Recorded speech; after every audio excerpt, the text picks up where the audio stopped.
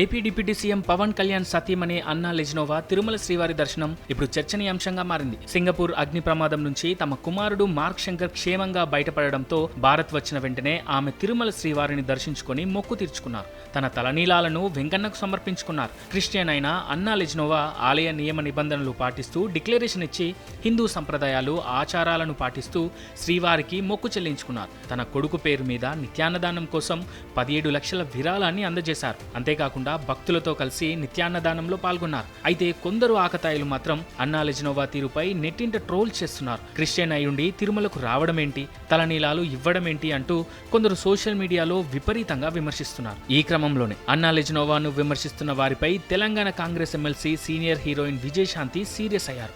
Troll చేస్తున్న వారిపై తన అసహనం వ్యక్తం చేశారు.